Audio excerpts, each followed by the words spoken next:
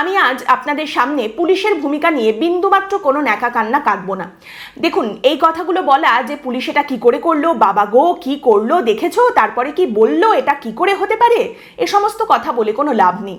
কারণ এগুলো নিয়ে আমরা প্রচুর ঘেনিয়েছি, সংবাদ মাধ্যম এই নিয়ে প্রচুর ফেনিয়েছে, কিন্তু তাতে কিচ্ছু যায় আসেনি। তাই আমি জাস্ট 10 মিনিট সময় নেব আপনাদের কাছ থেকে এবং একটা প্যাটার্নের কথা যেটা বারবার দেখা যাচ্ছে সেইটা শুধু আপনাদের সামনে তুলে ধরবো। এবং আপনারাও খেয়াল করে দেখবেন যে এই জিনিসটা ভবিষ্যতে পুলিশের হাতে আরও বড় একটা হাতিয়ার হয়ে উঠে আসবে। এই মিথ্যে মামলা, রাস্তায় দাঁড়িয়ে তোলাবাজি করা, কদর্য গালিগালাজ করা, তার থেকেও বড় একটা জিনিস হয়ে উঠে আসবে। আর এই জিনিসটার জন্য আগামী দিনে আমি আপনি হয় ভুগবো আর না হলে দেখবো, যদি না এখনই আমরা একসাথে গোটা বিষয়টা সামনে তুলে ধরি।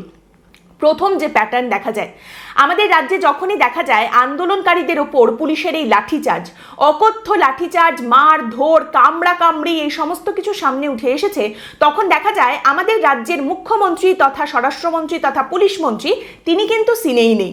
তিনি হয় কলকাতায় নেই, তিনি বাইরে গেছেন, না হলে তিনি এমন কোথাও খোপের মধ্যে ঢুকে বসে আছেন যেখান থেকে তিনি অন্তত 2-3 দিন, মিনিমাম 2-3 দিন, ম্যাক্সিমাম 4-5 দিন কিছুতেই বেরোবেন না।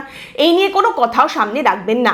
4-5 দিন পরে বা 2-3 দিন পরে যখন তিনি সামনে আসবেন, তখন তার গলা দিয়ে একেবারে মাখন ঝরবে এবং তখন তিনি বলবেন, দেখুন আমি তো জানতামই না, আমি তো ওই কাজে ব্যস্ত ছিলাম, বা আমি তো অমুক জায়গায় ছিলাম, আমি তো থাকলে 1 মিনিটের মধ্যে সমস্তটা সমাধান করে দিতাম, দেখুন আমি কিন্তু জানতামই না। এবং তখন তিনি এই সমস্ত কথাবার্তা বলে পুলিশের দানবিকতার থেকে নিজেকে আলাদা করার চেষ্টা করবেন। তিনি মানবিক মুখ্যমন্ত্রী, মানবিকতার মুখ, মানবিক মুখ্যমন্ত্রীর মানবিক রাজ্য, এবং সেখানে এইভাবে তিনি বারবার বলবেন আমি তো জানতামই না, আমি তো কিছুই জানতাম না। এবং এসব এখন আর ভেবে লাভ নেই, চলুন আমরা ভবিষ্যৎটা দেখি, যা হয়ে গেছে হয়ে গেছে। এবার এই যে আমাদের রাজ্যের পুলিশ, তারা কিন্তু ওপর মহলের অনুমতি না নিয়ে কুটোটা নেড়ে দুটো করে না, তাদেরও একটা প্রোটোকল রয়েছে। কাজেই তাদের প্রোটোকলেও তাদের হায়ারার্কি অনুযায়ী ওপরতলায় যারা রয়েছেন তাদের সবুজ সংকেত পাওয়ার পরেই কিন্তু পুলিশের অ্যাকশন শুরু হয়। নিজে নিজে পুলিশের যারা রয়েছেন কর্মচারী, তারা অ্যাকশন শুরু করে দিতে পারেন না। তাহলে এই যে ব্যাপারটা, এই যে প্রক্রিয়া, যে আমি সবুজ সংকেতও দিলাম কিন্তু তারপরে আমি এসে বললাম যে দেখুন আমি তো কিছু জানতামই না, এইটা কিন্তু একটা মেথড হয়ে গেছে যেটা বারবার ব্যবহার করা হয়। আর এই মেথডটা ব্যবহার করে মুখ্যমন্ত্রী ভাবেন বারবারই যে গোটা বিষয় থেকে তিনি একদম সুন্দর করে নিজেকে আলাদা করে ফেলেছেন, নিজেকে ইনসুলেট করে ফেলেছেন। এইবার আসি দ্বিতীয় যে প্যাটার্নটা দেখা যায় সেটাই। প্রত্যেকবার এইরকম একটা ঘটনা ঘটার পর পুলিশের কিছু বড় বড় আধিকারিকরা এসে প্রেস কনফারেন্স করেন, সাংবাদিক বৈঠক। যেমন এক্ষেত্রে করেছেন এডিজি দক্ষিণবঙ্গ সুপ্রতিম সরকার এবং এডিজি আইন শৃঙ্খলা জাভেদ শামীম। এবার তারা প্রত্যেকবার ক্যামেরার সামনে এসে 3-pronged অ্যাকশন নেন। 3টে ধাপ দিয়ে তারা গোটা বিষয়টাকে সুন্দর সহজ করে বুঝিয়ে দিয়ে চলে যান। প্রথম ধাপে তারা যে কথাটা বলেন সেটা হচ্ছে, দেখুন পুলিশ কিন্তু প্রচণ্ড সংযত ছিল, পুলিশ প্রচণ্ড পরিমাণে ধৈর্যের পরীক্ষা দিয়েছে, পুলিশ সংযত ছিল, সংবেদনশীল ছিল, পুলিশ কিন্তু একদম সুন্দর করে সমস্ত কাজটা করেছে। আমাদেরকে তো অনেক মিডিয়ায় গালাগাল করেছে এই বলে যে আমরা নাকি অসহায়ের মতো দাঁড়িয়ে দেখছিলাম, আমরা নাকি দাঁড়িয়ে দাঁড়িয়ে তামাশা দেখছিলাম। পুলিশ অসহায় নয়, পুলিশ সংযত ছিল, আমরা কিন্তু সংযমের পরিচয় দিয়েছি। এরপরেই আসে দ্বিতীয় ধাপ। আমাদের এই সংযত থাকা থেকে এই সংযমটা আমরা ভাঙতে বাধ্য হলাম কখন, আমরা কেন এই সংযমটা ভাঙলাম, তার কারণ উল্টো দিকে দেখুন একদল সাধারণ মানুষ ছিলেন, তার মধ্যে বয়স্ক মানুষ রয়েছেন, মহিলা রয়েছেন, তাদের বেরোতে হবে। তো এই একদিকের সাধারণ মানুষকে বাঁচানোর জন্য বা তাদের সুরাহা করার জন্য আমরা আরেক দল সাধারণ মানুষের উপরে চড়াও হয়ে গেলাম এবং তাদের উপরে আমরা বল প্রয়োগ করে দিলাম। কিন্তু আমরা সংযমটা ভাঙলাম কেন? মানুষের জন্য। হ্যাঁ, মানুষের জন্য ভাঙলাম এবং আরেক দল মানুষের উপরেই চড়াও হলাম, কিন্তু ভাঙলাম আলটিমেটলি মানুষের জন্য। এরপর আসছে তৃতীয় ধাপ। তৃতীয় ধাপের বক্তব্য হচ্ছে, দেখুন আমাদের মধ্যেও কিন্তু অনেকে রয়েছেন যারা আহত হয়েছেন, আমরাও কিন্তু মানুষ, আমাদের উপরেও আক্রমণ নেমে এসেছে। এবার আপনি যদি প্রশ্ন করেন, কিন্তু শুরুটা তো আপনারাই করেছেন, শুরুর অ্যাগ্রেশনটা যেটা সেটা তো আপনারাই শুরু করেছেন। উল্টো দিকে যারা ছিলেন তারা যদি প্রথম মারধরটা শুরু করতেন, তাহলে তো এই কথা বলা হতো যে আচ্ছা শিক্ষক শিক্ষিকারাই মারতে শুরু করলেন, তারপর তাদের মধ্যে থেকেই কয়েকজন আহত হয়ে গেলেন বলে তারা কাঁদনি গাইছেন। এটা তো মেনে নেওয়া যায় না। তো এখানেও শুরুটা তো আপনারা করলেন, শুরুর অ্যাগ্রেশন বলুন, ভায়োলেন্স বলুন, শুরুটা তো আপনারা করেছিলেন। সঙ্গে সঙ্গে উত্তরটা হচ্ছে আরে না না না না না না, প্রথমেই বললাম আমরা তো এটা করতে বাধ্য হয়েছি, আমরা মারিনি, আমাদের মারতে বাধ্য করা হয়েছে, আর সেটাও সাধারণ মানুষেরই জন্য, সাধারণ মানুষের জন্যই এই কাজটা করেছি, ন্যূনতম যেটুকু বল প্রয়োগ না করলেই নয় সেটুকু। দেখুন এই যে ভায়োলেন্সটা আমরা করেছি এটাও একেবারেই কাম্য নয়, কিন্তু আমাদের করতে হয়েছে, আমরা বাধ্য হয়েছি, ন্যূনতম বল প্রয়োগ আমরা করেছি। হ্যাঁ, ন্যূনতম বল প্রয়োগ করতে গিয়ে কারুর মাথা পেটে গেছে, কারুর চোখে আঘাত লেগেছে, কারুর পা ভেঙে গেছে, পায়ে এমন কেটে গেছে যে সেখানে এবারে সেলাই করতে হবে, কিন্তু তাতে কি হয়েছে, আমরা ন্যূনতম বল প্রয়োগ করেছি, এই দিয়ে উত্তর শেষ। এবং এরপর বলা হয় যে আমরা বেশ কিছু সুমোটো মামলা করেছি, কারা উস্কানি দিয়েছেন, কারা পুলিশকে মেরেছেন, সেই সমস্ত মামলা আমরা করেছি, সব আমরা খতিয়ে দেখছি। দেখুন পুলিশের তরফ থেকে এইরকম অনেক মামলাই করা হয় যেগুলো হাইকোর্ট পর্যন্ত গিয়ে একেবারেই ধোপে টেকে না, কিন্তু পুলিশও ভালো করে জানে যে যতদিন না পর্যন্ত এই মামলার নিষ্পত্তি হচ্ছে, হাইকোর্ট থেকে খারিজ হয়ে যাচ্ছে, ততদিন পর্যন্ত তো হ্যারাস করা যাবে, এদেরকে আদালতের চক্কর কাটানো, থানার চক্কর কাটানো, এগুলো তো করা যাবে। প্রসেস, যে প্রসেসটা রয়েছে সেটাকেই আমি পানিশমেন্ট বানিয়ে দেবো, এই গোটা প্রসেসটাতেই আমি বুঝে নেব। এবং তারই সঙ্গে বলতে হয় আজ যেমন এডিজি দক্ষিণবঙ্গ এবং এডিজি আইন শৃঙ্খলা তারা বলছিলেন যে দেখুন সকালে যখন সব্যসাচী দত্ত এসেছিলেন বিকাশ ভবনের সামনে, তার সাঙ্গপাঙ্গরা শিক্ষকদের উপরে হাত তুলেছেন, হেলমেটের বাড়ি মেরেছেন, অবশ্যই সেই সময়টাও তো পুলিশ ভীষণই সংযত থেকেছে, কারণ সেখানে তো পুলিশকে দেখা যায়নি যে তারা কোনো পদক্ষেপ নিচ্ছে, হস্তক্ষেপ করছে। একজন জনপ্রতিনিধি এসেছেন, আর যেমন পুলিশ অধিকর্তারা বলছেন যে জনপ্রতিনিধির গাড়ি আটকে শিক্ষক শিক্ষিকারাই কিন্তু প্রথম ইল্লিগাল কাজটা করেছেন, এইভাবে গাড়ি আটকে আপনি কাউকে আটকাতে পারেন না রাস্তার মধ্যে, এটা একদম বেআইনি কাজ, এমন করে বলছেন পুলিশ কর্তা যেন তিনিও এর আগে পশ্চিমবঙ্গে কোনোদিন বিরোধী দলের কাউকে গাড়ি টাড়ি আটকে ঘেরাও করতে, বিক্ষোভ দেখাতে বিন্দুমাত্র দেখেননি।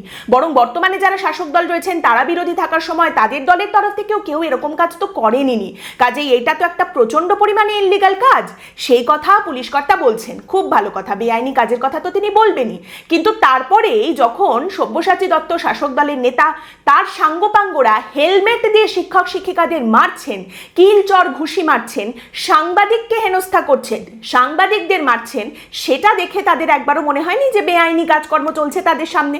অবশ্যই সেখানেও কিন্তু তারা ভীষণ সংযত থেকেছেন, কোনো পদক্ষেপ কিন্তু তারা নেননি।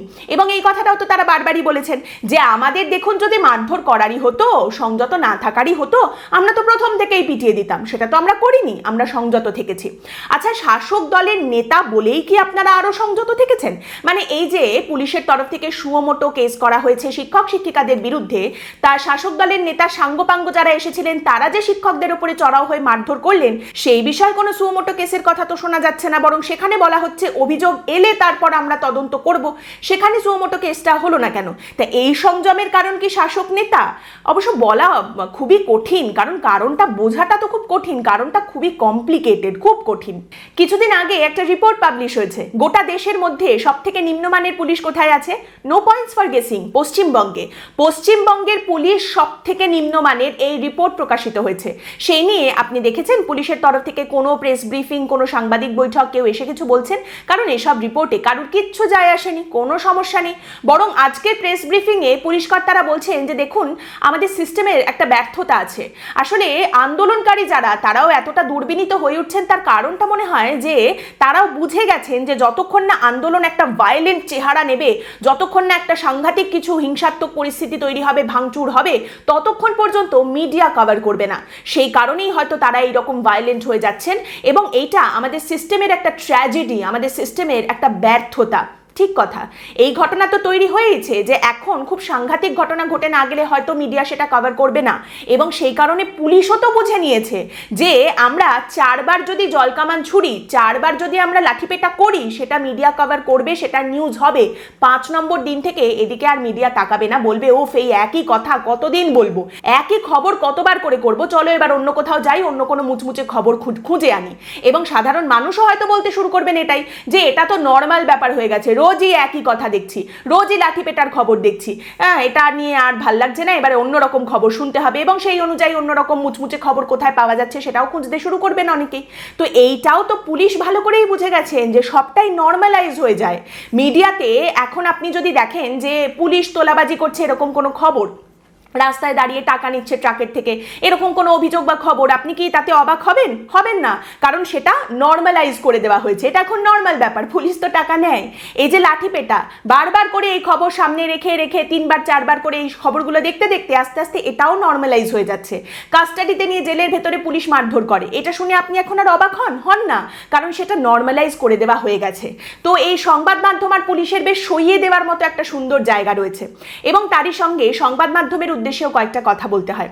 আপনার চ্যানেলের সাংবাদিকরা মার খাচ্ছেন, হেনস্থার মুখে পড়ছেন, তার মধ্যে তারা ফুটেজ সংগ্রহ করে নিয়ে আসছেন কোথায় কি হচ্ছে না হচ্ছে।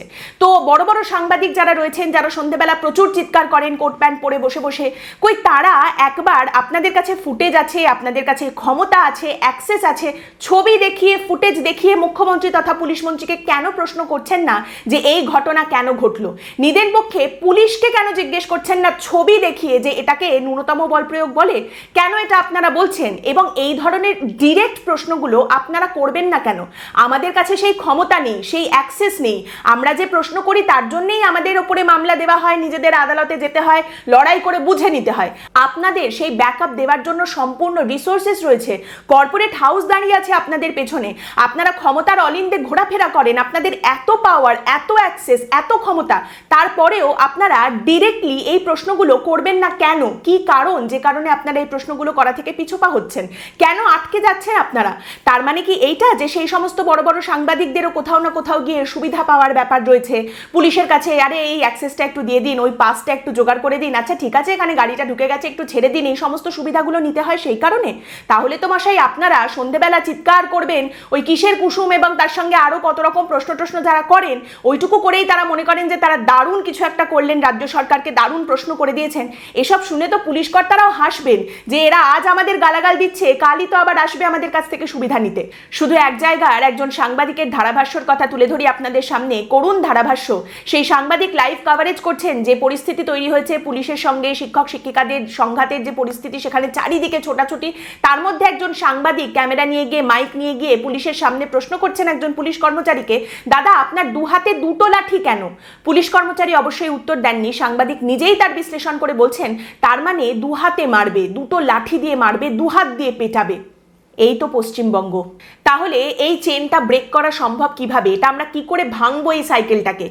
এক এবং একমাত্র উপায়, বড় বড় মিডিয়া হাউস যারা রয়েছেন, ট্র্যাডিশনাল মিডিয়া হাউস যাদের হাতে সেই ক্ষমতা, পাওয়ার এবং অ্যাক্সেস রয়েছেন, তারা যখন মুখ্যমন্ত্রীর সাংবাদিক বৈঠকে যাবেন, সম্ভবত উত্তরবঙ্গেও তিনি করবেন, সেই রকম কোনো সাংবাদিক বৈঠকে যখন তারা গিয়ে পৌঁছাবেন, সেখানে অকাট্য প্রমাণ দেখিয়ে, তাদের ছবি ফুটেজ দেখিয়ে তারা যদি মুখ্যমন্ত্রীকে এই প্রশ্ন করেন যে এটা কি করে করা হলো, এই পরিস্থিতি কেন হলো, এই দায়বদ্ধতা, এই অ্যাকাউন্টেবিলিটি নিতে যদি বাধ্য করা হয় আমাদের প্রশাসনকে এবং আমাদের রাজ্য সরকারকে, যারা পাবলিক সার্ভেন্ট, যারা জনগণের কাজ করার জন্য রয়েছেন, যারা নাকি মানুষের কথা এত ভাবেন বলে বারবার বলেন, তাদের যদি এই উত্তরটা দিতে বাধ্য করা যায়, তবেই একমাত্র এই চেনটা ভাঙা সম্ভব, এই সাইকেলটা ভাঙা সম্ভব।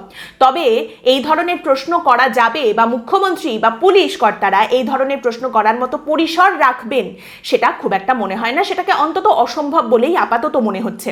শুধু একটাই প্রশ্ন, পুলিশের তরফ থেকে আজ বলা হয়েছে তারা সংযত ছিল, পুলিশ সংযত আচরণ দেখিয়েছে।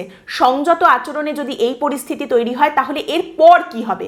যদি পুলিশ কোনোদিন সংযত না থাকে সেদিন কি হবে? পরের ধাপটা কি, সেটা কি আপনি চিন্তা করতে পারছেন? নাকি এখনো ভাবছেন যে না পুলিশ ঠিক এখানেই থামবে, এরপর আর কিছু হবে না, এর থেকে বেশি হতে পারে না, এখানেই থামবে? আজকের পর্ব এখানেই শেষ করছি। আপনাদের মতামত অবশ্যই জানাবেন। পরের দিন দেখা হবে অন্য বিষয় নিয়ে আলোচনায়। ভালো থাকবেন।